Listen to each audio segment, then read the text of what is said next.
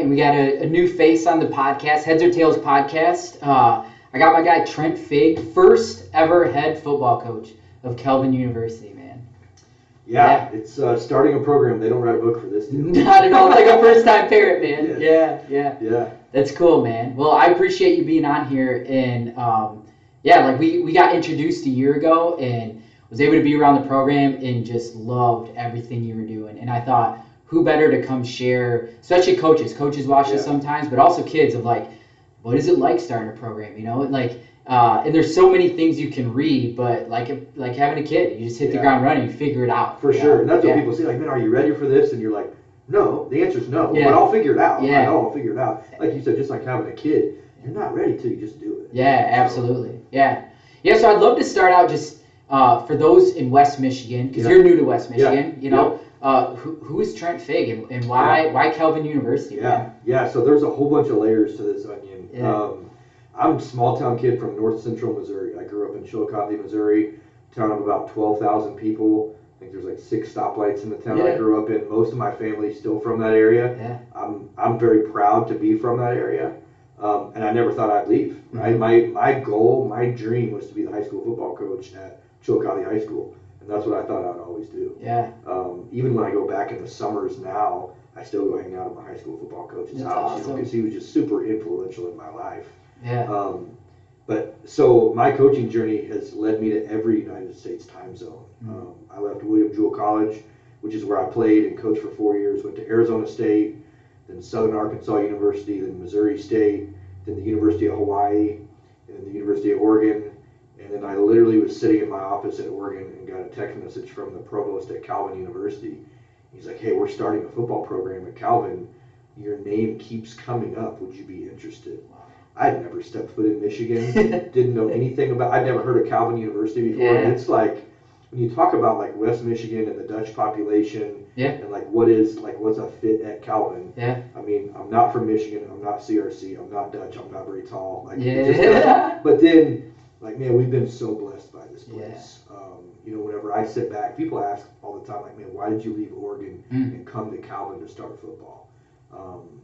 So for me, like, I've gone through like some serious self-reflection, looked at, like, really written down, like, what are the priorities in my life? Like, what are the real priorities in my life? Some people call me crazy, but my faith is, that's the number one thing in my life, right? And then from there, it's truly my family after that. When I say my family, I'm talking about wife and kids. I got 3 little boys, and I want to be the best dad possible. And I know that, like, I'm going to make mistakes. I'm going to screw up. My kids are going to screw up. But at the end of the day, I felt like this opportunity at Calvin, from a personal standpoint, offered me the ability to be the best follower of Jesus I can be, the best dad I can be, the best husband I can be, and do it at a place that's incredible. So when I looked at Calvin, like, the overarching theme of our program is champions. We're going to be champions on the field, in the classroom, in the community, champions of our faith. And that's what we want to teach our young men to do. And I felt like Calvin checked every one of those boxes before they had football. And now we add football, which has just been awesome at Calvin. And we're able to follow that blueprint that's been set at Calvin. The thing that really sold me was I'm interviewing with the athletic director, and we go in the arena. There's 11 national championship banners hanging up. And the last thing he told me was, he's like, the only way to hang a banner is to win it all. He's like, that's the standard here. That's what I want to be a part of. For sure. Right? That's what I want to do with my whole life. But if I'm going to work at an institution, I want to be a place that supports it to that level and has that expectation. And I love, like, what I heard too. You never dreamt of, like, being this head football, like, it was a head football coach at high school, right? And I think that so often people go, the only way I can be great is if it's Division I. The only way I can be great is if it's a pro. The only way I can be great if I'm a millionaire. For sure. And you're like, in my eyes, like, you're living you, man. And you're impacting so many lives. And you just wanted to do that at whatever opportunity presented it, right? And it's led you here. For sure. Like, there's this deep sense of humility in leading for others' benefit. For sure. I went through, like, I have this journal from, I think it's 2010, whenever I just got married, and I wrote down my goals. And one of my top goals was, like, coach Division I football, right? At that point, that was one of those goals. I didn't have kids. I was newly married. And I think Jim Carrey said a quote. He was like, I wish everyone could be rich and famous and accomplish all their dreams and then realize you still might be empty. Sure. Now, I'll say this, like my time at Hawaii and Oregon, incredible. I mean, the head coach at Oregon is one of my best friends. He's awesome, does a tremendous job there. For me, like, I just felt like there was so much more. Right? And I feel like God has just ordained every single step of my life and my family's life. And when I got offered this job, it was like, how do I not take this job? I feel like it fits everything we're trying to accomplish as a family. And then you throw in like just what we can do at Calvin from a football standpoint. I feel so blessed to be here. Yeah, man. Yeah, I bet it gives you more drive too. Like, for sure. It's interesting, and it's hard to explain unless you go through it, you know. And I had a, not quite to that extent, but a similar. We've talked about that where it was like we did these incredible things when I was coaching at Ferris, and coming home almost feeling empty and seeing my boys and going, holy cow. Yeah. I want something different. Like this is a championship. You know what I mean? Being with them. For sure. And I would have never dreamt that in a million years. And then you go through it and you go, oh, you know, and then, but it also gives you the drive in whatever you do shift to. Absolutely. And that's where, like at Calvin, man, I wake up every day, I'm like, man, how can I make this place the best? Yeah. What's awesome about it is I have an athletic director and a president that feel the exact same way. Like they wake up every single day like, man, how do we make this the absolute best? And then now that, we're 2.5 years into this deal, we've got a full roster. I absolutely love our team. Yeah. And I think what our players see is, man, we're doing this at a championship level. Absolutely. Yeah. Yeah, talk to us more about that blueprint, the team, right? Like as you here you go, you know, create it, and you're like, how do we do, you know? And I'm sure there's so many lessons, but you know, all those programs before you were coming in and things were established, and maybe a new coaching staff where you guys were establishing, but the overall program and I guess the wheel in general was created. Yeah. You created the wheel. Yeah, it's I will never forget January 19th, 2023. So I got introduced on January 18th. The morning of the 19th, I walk in my office at, I don't know, it's probably 6:30 a.m. I'm like, all right, let's have a staff meeting. Well, everybody's here. Yeah. Okay, I guess, right. I was literally the only person on staff. Yeah. We didn't own a football. We didn't own a set of shoulder pads. I had one hoodie that said Calvin football on it. And to know, hey, in 18 months, we're going to play a game. Wow. Right? It was 2 weeks until signing day for that class. Yeah. And so, we've been blessed from that standpoint. But, I've learned so much. But it's been really, really cool to build it from the ground floor. Yeah. Because you get to establish all that. Like, when I look at it, and I say, like, man, that's screwed up. It's because I screwed it up. Sure. It isn't. There's no one else to blame in this deal, right? When we bring players in, I'm like, like typically you go take over a program. There's a football program. There's 15 or 20 kids that you may have to push out the door. If we have those, it's because we brought them. And that's what I've told our staff. We get to set the standard every single day. And so the first time we do something, it's truly the first time ever in Calvin football history. So what our kids know is only what we've taught them. Right. So as a staff, as we look back, if we look back and say, I don't really like that, we can't, oh, well, the last staff screwed that up. No, there was no last staff. It was us. And so, but that piece has been really cool. I didn't realize how much I would appreciate that piece. Yeah. But I love our roster. People ask me all the time, like, man, what do you love so much about your roster? I'm like, well, I handpicked all of them. So I like them. You know what I mean? But it's been really cool to do that. Yeah. Yeah, it's exposing too. Yeah. Because there is no, oh man, that was a different coach that brought him in.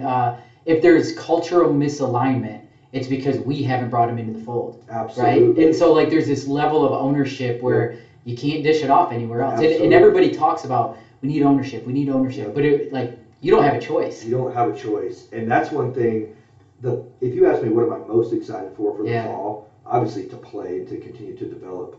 But we now have a group of young men who have been in our system for 2 years. And now when our freshmen come in, there is someone to follow. Last year when guys came in, a group of guys had been there for only a year and were still learning. Now they know what is the Calvin football way. Right? And so now with this freshman class coming in, we can point them to our upperclassmen, and there can be someone that can say, like, hey, this is how we do it. Right? This is what it looks like.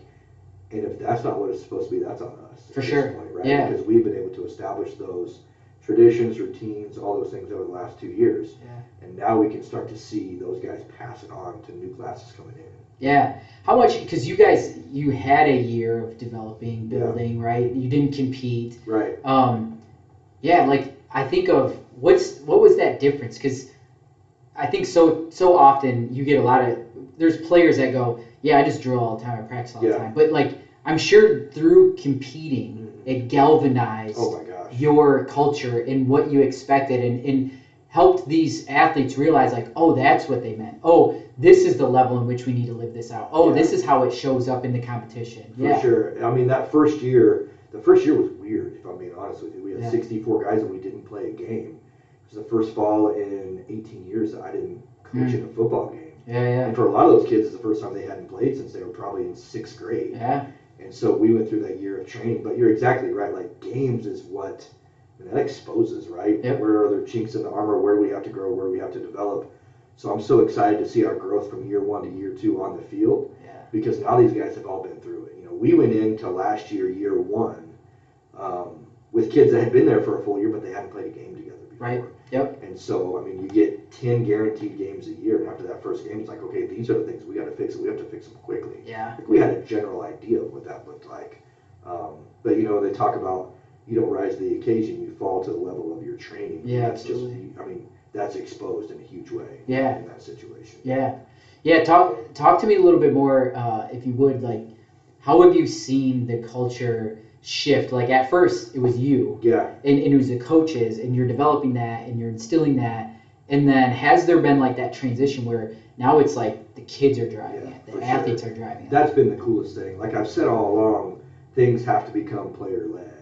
And so the very first year when we didn't play games, I literally put our coaches in the player locker room. We, and myself included, we had lockers in the player locker room, and we said, hey, we're the seniors this year. Just follow us, follow our lead, because no one's ever shown you what the standard is. Let us show you.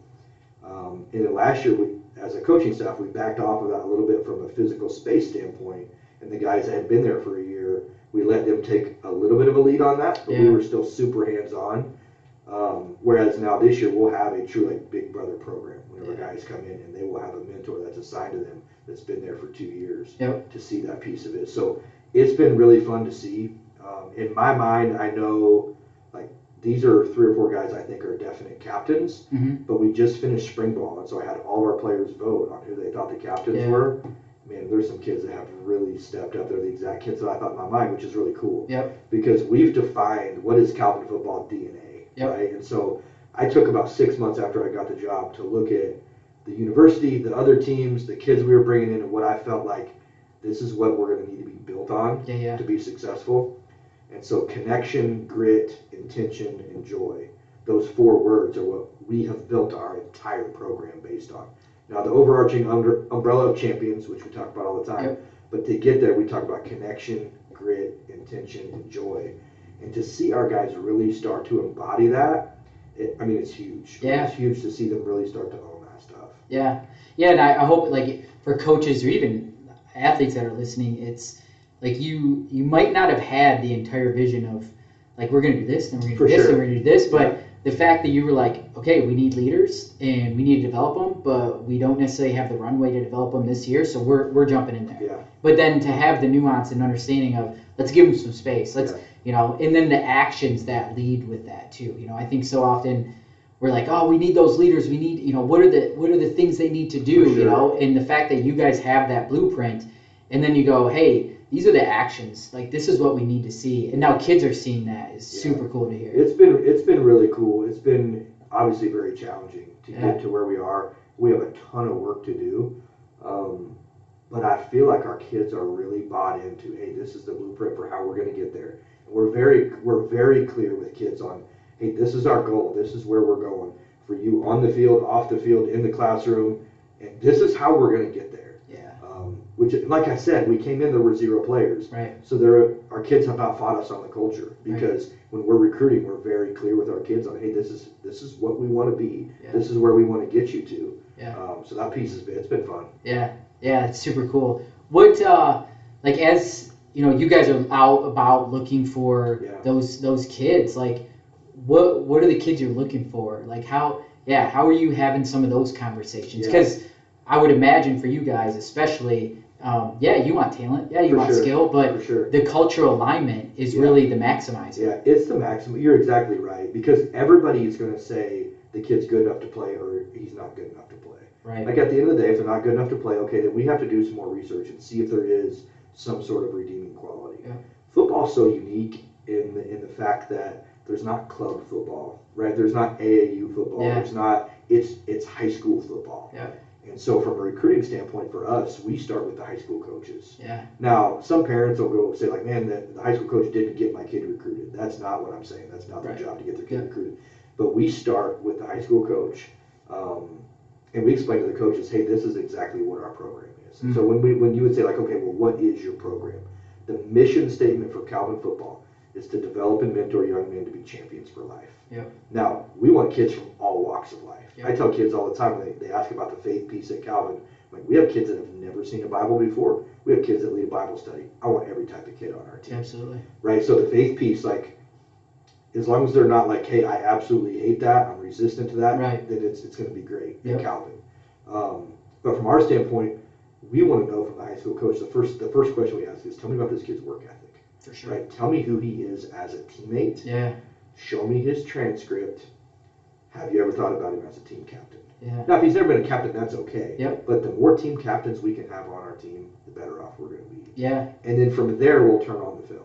Yep. Obviously, a kid has to be good enough. Yep. Right? You can't fill your roster with a bunch of kids that aren't good enough. For sure. But man, if they don't check the box on work ethic, great teammate, great student, we're probably never going to turn their film on. Right. That's just me being perfectly honest, because I talk to parents all the time. We're building a network in our locker room. Yeah. Right? We have 120 people in there.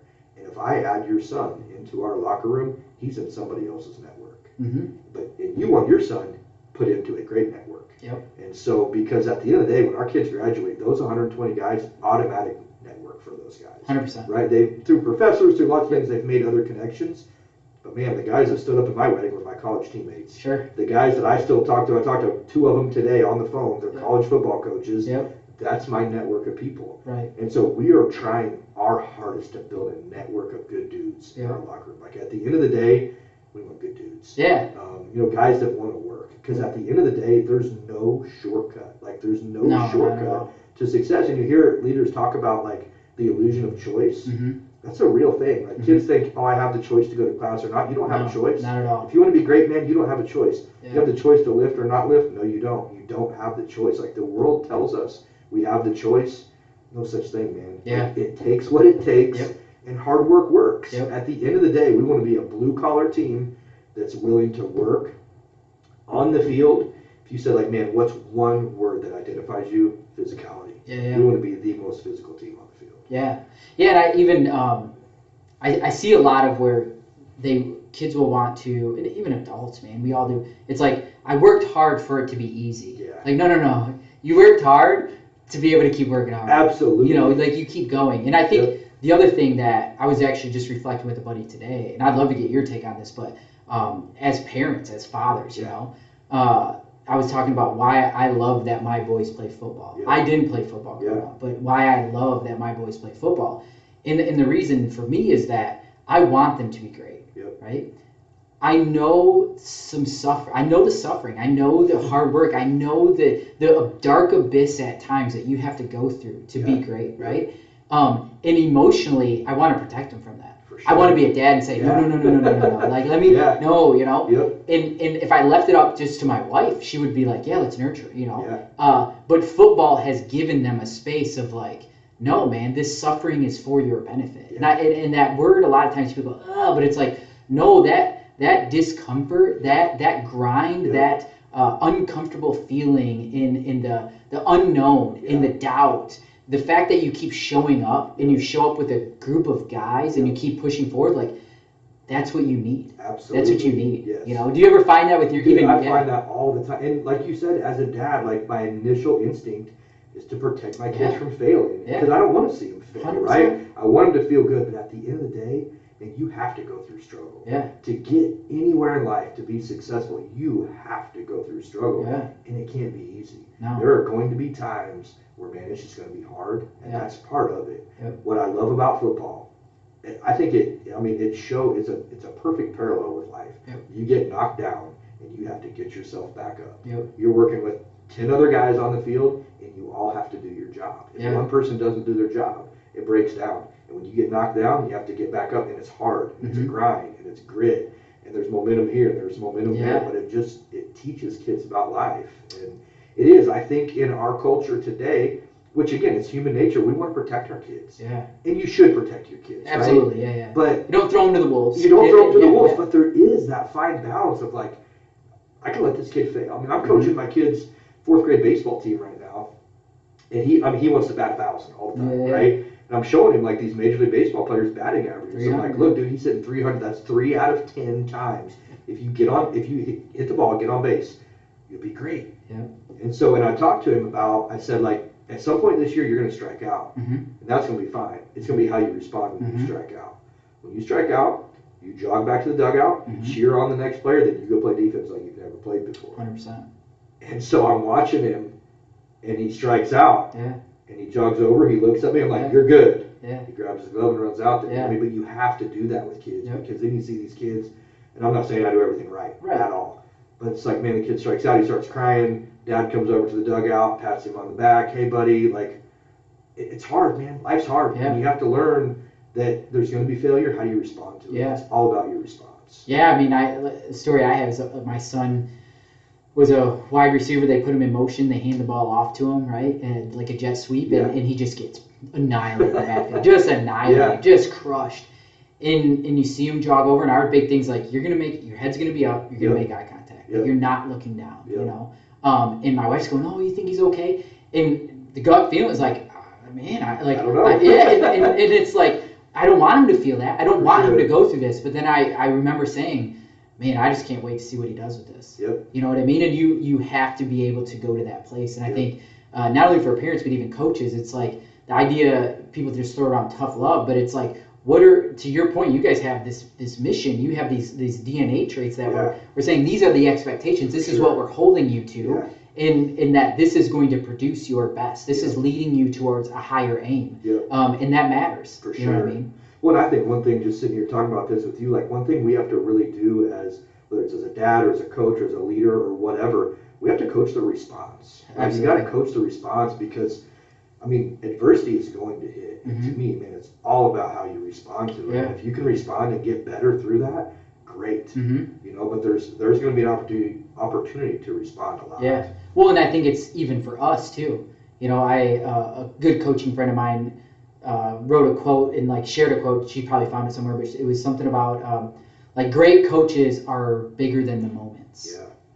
And I was like, man, that's good. Like it's like when your kids are in it, when your team's in it, that you're willing to step out of that moment and try to pull yourself back and say, what do they need most right now? That's right. big. You know, and so I've been reflecting a lot on that, going, how am I doing that with the teams I work with my own kids, with my family? Like how am I allowing myself to get sucked into that moment? And how do I keep developing those responses and not get arrogant enough for like, oh man, I got this. But like to really be humble and go, okay, man, this one got me. Why did it get me? And how do I get bigger than that so that I can navigate that better and help others do the same? For sure. Well, I think like you just said, like have an honest self-reflection is huge. And I think so many people are afraid to understand and realize, like, man, I just screwed that up. Like, how can I do that better the next time? Yeah, I think that for me, and even interacting with your team last fall, that was something I was really impressed with right off the rip working with you. Is you brought that.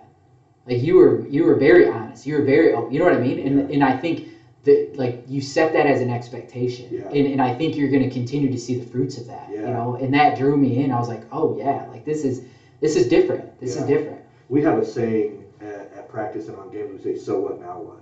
Like something happens, so what, now what, man? Like move on to the next play. So what, now what? How are you going to respond to it? Yeah. You know, and as you've kind of instilled that mentality, right? What were some of the big learnings or maybe even surprises? Because again, you like this is you and your coach's mentality that you've instilled that these kids have embraced. You know. You know, I think one thing that's been helpful for us is through the recruiting process, we're very transparent with kids about this is exactly who we are. And then one thing I've gotten from players that have been in our program is, Coach, I appreciate that you're exactly who you told me you were going to be whenever I recruited you. I'm not tooting my own horn there. And that's just for anybody listening, it's important to be honest with people, right? Be honest with people so they know what to expect from you. And then I hammer our staff all the time. It's like, we have to model this, right? We are the standard. And if we're not holding the standard, then it's going to fall. Yep. And it's going to rise or it's going to fall every single day. Yep. And we have to hold the standard every single day. And so, I mean, you'll hear me at practice all the time. It's like somebody screws up. It's like, hey, so what now? What? And now you start to see some of our players. They'll say, hey, so what now? What? Move on. Next play. Move on to the next one. And they even came to me. They're like, Coach, can we just, on game day, can we shorten it? Can we just say reset? Like, that'll just be a code word that we use for each other, reset. Hey, man, reset, we're good. Yeah. Right? And so they've started to make that their own, which is very cool to see. Yeah, you've established a cultural behavior and action to move on to the next thing. Right. To be resilient and say, nope, next. And to really help them shift their focus from the past to the, because our instinct, if we're going to go off reaction, is to look in the past and figure it out, or look to the future, what could happen. For sure. But you're helping them go, nope, who we are is that we lock back in and we keep rolling. Yeah, and we want to do the next thing right. Yeah. If you do the next thing right, you got a chance. Yeah. And that honest feedback too builds that confidence. Yeah. Because I'm not hiding anything. No. You know what I mean? For sure. And you've probably seen that with a lot of your guys coming through, of where like you've seen their confidence grow because there is like everything's exposed, man. Yeah. Like, we're here. For sure. Yeah, absolutely. No, and that's what's so fun to see. 18 to 22 is such a cool age to work with. Yeah. And so, I never knew that I would enjoy that age as much as I do, but man, these guys, transformational years in their lives, because they've moved out of their house and they're figuring out life on their own. Right? The girlfriend probably breaks up with them. Yeah. They're living in a dorm. Different friend group. Yeah. Like, everything is new. New coaches, new program. Maybe it's a little bit harder. Also, I've just come off of probably 2 years of high school where I was the guy. Mm-hmm. Now I'm maybe not the guy. I've got to earn it again. Yeah. Man, going out and earning stuff's hard. Yeah, isn't it though? Yeah. Oh man, for sure. What have been some of the best learnings that you've had? Like, how have you transformed through this process? Yeah, so for me, every year in January, I have kind of a word of the year. Mm-hmm. And so if I'm just talking about me personally, when I first took the job at Calvin, my word was health. Mm-hmm. Physical health, mental health, spiritual health. Yeah. And so for me, I've really, for the first time in 15, 16 years, created space for myself to truly, like, once a quarter, take a day and reflect on, where are you really at? Like, where are you at? If I say that my priorities are my faith, my family, my occupation, like, where am I really at on that? Yeah. I'd always said that, but I'd never really taken the time to reflect on that. Yeah. And so for me personally, what I've learned is, like, man, it's really important to, like, we all work really hard. We work crazy hours. Like, we have kids. Like, we're ripping and running all the time. But man, in those small moments, like, it's so important to capture whatever Sabbath can look like for you. You know what I mean? Like, I've never really practiced that before. And so now for me, it looks like 5 a.m. Mm-hmm. But that's the only time I know. Like, from 5 to 6 every morning, that's the time I know. And this is my time. Right? This is my time. It's going to be uninterrupted. And I can get myself right, because I know as soon as I walk in the office door, like, I don't know what's going to happen. I've got a plan for the day, but when there's 120, 18 to 22-year-olds and a staff, things get crazy every once in a while, right? And so for me, probably the biggest thing I've learned is, and you have to take some time as a leader to make sure you're right. Because if you're not, nothing else will fall into place. I feel like since I've got here, God has just screamed the word lead at me, but then he's also screamed, like, you got to be willing to be led, right? And so what am I pouring into myself every single day? And if, like, the staff and the players know, like, if I didn't have my time in the morning, I'm not the same. For sure. And as a leader, man, you have to be consistent. You've got to be consistent for your people, because if not, it's dysfunction all the time. And so for me, I really learned that, and I'm honestly, I'm kind of proud of myself that I've taken the time to figure that out, because I've learned so much through that. Yeah, I think the other piece too is that God creates in nothingness.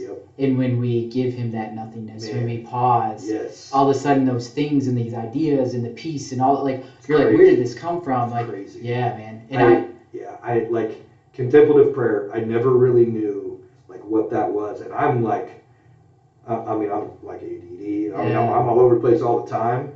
But man, whenever I'll take the time to pause, that's powerful time. It is. I was listening to a podcast the other day, and they were talking about, like, people get all caught up in, like, man, whenever I'm praying, I'm just so distracted. My mind goes everywhere, which I think that's all of us. That's human nature, right? But he was talking about like, man, if you can capture that, whatever it is, with 30 seconds or 5 minutes or whatever it is, whenever you're just dialed in, man, like that's gold. Mm-hmm. That's what we're searching for every single day. Yeah. So I feel like at times I've found that, Yeah. which is really cool. Yep. Yeah, I'm sure it's helped you be fully present too. For sure. You know, Yeah. and like even in those moments, having that word, having that thought, your mind goes off, you bring it back to it, you're building the reps and Absolutely. your attention too. For sure. Yeah, which is like, that's a great way to put it, like we're building the reps for that. I feel like, honestly, since coming to Calvin, I've worked harder than I ever have in my life, but I've found more peace because I am creating those small moments for myself. I mean, by nature, I am not an extroverted person. Because of my job, like I have to be extroverted 16 hours out of the day. You know, but for me, it's like, how do I recharge? It's not with other people. It's For really sure. not. And so, but I'm really fortunate too that I have a wife and I have kids that understand and support that. But I feel like I'm a better husband and a better dad whenever I'm healthy myself too. Yeah, how has your confidence increased since you've been doing that? Like, I would imagine just your ability to make decisions, to live out the DNA of the program and who you are and who you're, like the whole program's trying to be, like you probably just function better where you're not second guessing as much. For sure. I honestly feel like I'm in a season where I feel like I'm as overall healthy as I've been in probably 15 or 20 years because of some rhythms and routines that I've been able to create, you know, and so like in Psalms, it talks about like order your days. And I think it's really important that we create order and structure. Not that I didn't have order and structure. I'm type A to a fault, and so I like to be organized. But when you truly like create order and structure for your day, it really helps. Absolutely, yeah. Those pre-decisions and the chaos that does happen, you can navigate better. Absolutely. And you minimize so much by that. Yeah, that's what I found for sure. Yeah, that's good. That's good. What? So what's next for Calvin football? Like where are we going, man? For sure. So literally at this moment, our guys are taking finals to finish up the school year, and then they will, we'll be quote unquote away for the summer, but our guys will be training all summer. And so the next big step for us, man. So we report back to campus on August 12th, and the next big step for us is to go play with confidence. Right? Everything has been for us for the last 2 years. It's been a first. First season, first fall camp, first this, first that, first everything. And now it's like, okay, we've been through fall camp. We've been through a season. We've been through an off season. We have kids that have been in our program for 2 years. Now it's to go play with confidence, right? Execute at the level we know we can execute. We don't have to go into a game. Like, I'll never forget last year. All right, we have our first ever home game. Okay, there's the first thing. And then we have our first ever road game. All right, there's your first road game. Our first ever conference game. And every game is like, oh my gosh, this is brand new. Now it's not brand new anymore. Will we still be young? Yes, absolutely, we'll still be young. But the thing for us is to truly become, it'll never be fully player-led, right? A player-led, to be a player-led team that plays with confidence. Yeah, I love that. And you have to go through those things. You have to put yourself in those experiences to acclimate yourself, to know what it's all about, to clarify as much of the unknown as possible, to then jump in and go, I know what that is, and I trust myself in that. Absolutely. I trust what we do. I trust what we're doing. For sure. One thing I love about our guys is that very first class that came in when we didn't play a game, we had like a makeshift locker room, like this old metal locker room. And so this year we opened up the really cool locker room that we have, and they're like so thankful for that, right? So for the last 2 years we've practiced on this grass practice field. You've been there. It's okay, right? Well, we broke ground this week on our new turf deal. So like, man, these kids are thankful. Like they're thankful for what they have. I think one thing that you have to guard against is people becoming entitled. Like with the new class coming in, dang, we've got the nicest locker room in the area. We've got a sweet setup from a stadium, from a field standpoint. It's like, I love that our guys right now are so thankful for what they have. Yeah. Gratitude increases that capacity to drive, man. Big time. Yeah. And I think I hear that a lot with you too. Like you're blessed, you're grateful, for like all those things. I think it matters so much. It's huge. It's huge, man. And that's what we want to always be, that blue collar physical team that's thankful and grateful for everything that we have. Heck yeah, man. Yeah. So if we got kids in West Michigan that are seeking it, hey man, I want to give it a shot. I want to play at that next level, right? How could they connect with you? For sure. Yeah. So I mean, we connect with high school coaches all over West Michigan. But if kids are looking to get in touch with us, All of our social media, we're really active on Twitter, Instagram. Yeah. Just look up Calvin Football. We're on there. They can reach out to us on there. Cool. We'll be at camps all summer long. We have 2 prospect camps on our campus. Yeah. For 9th grade to 12th graders this summer. Cool. In June. Can they get that info on your website? If you go to calvinfootballcamps.com or just our website, click on summer camps, you can get that, and that's open to any prospect that wants to come show us what they can do. Yeah. Our camps, I take a lot of the pride the way we do our camps. They're not a money grab. They're super cheap. We charge just because we have to. Yeah. And our coaches are there coaching. Cool. I'm there coaching. It's just like one of our practices. We want to work with guys one-on-one. We want to coach you. We want to see how you compete. It's not a deal where we're trying to make money. We don't bring in outside coaches to coach. We run the camps ourselves. Yeah. And so we get to truly evaluate kids. And last year, we made a lot of decisions on this incoming class based on kids that were at camp because we saw them compete. Yep. And it was, I mean, it's a ton of fun to do that. Yeah, man. And I just hear your values, right? Connection. Yeah, you guys sure. are in there connecting. Grit. You want to get in the fold and see how they work. Yep. You know what I mean? Yep. Like, Yep. and it's like, for me on the outside looking in, that's how you know a culture is building strength, is when everybody is embodying this and you can connect actions back to who they say they are. Yeah. You know, and that's a piece of integrity and confidence for sure. Yeah. With our DNA, at the end of the spring, we have our kids rank themselves on our 4 core DNA traits. Yeah. Like, hey, where do you think you're at from a connection standpoint? Let's talk through where do you think you're at on that. We're constantly hammering that into their heads. And so this spring, a big one was intention. We talk about how you do anything is how you do everything. Absolutely. And that's just something that's hard, man. Like, to show up every day with great intent is really, really hard to do. But man, if you can get intention down, you got a chance. Oh, absolutely, man. Deliberate practice right there. That's the beginning of it. For sure. Yeah. For sure. Yeah. Well, cool, man. I appreciate your time. Thanks for jumping on here. Thanks for having me. And for those of you that, yeah, man, check them out. Like, go connect with them. If you're seeking to go play at the next level, check out those prospect camps. Check out Twitter. I believe in what you're doing. Yeah. And I love to appreciate see that, it. man. Yeah, man. I think there's just so, there's not a lot of opportunities anymore where kids can come in and just lean into that development from a real good intentional place. For sure. And I see you guys doing it, man, and I love it. Well, I love Calvin University and what that's provided, and I'll give a shout out to you too. I mean, Dan came and worked with our team last year at fall camp, and he'll continue to be a part of our team. Just did a phenomenal job with some team building, culture, just really getting our guys going in the right direction. So that was huge for us too. I appreciate that, man. Yeah. Yeah. It's a good partnership, man. And I look forward to the future. Absolutely. Cool, man. Thanks for being on. Yep, appreciate you. Go Knights. Yeah.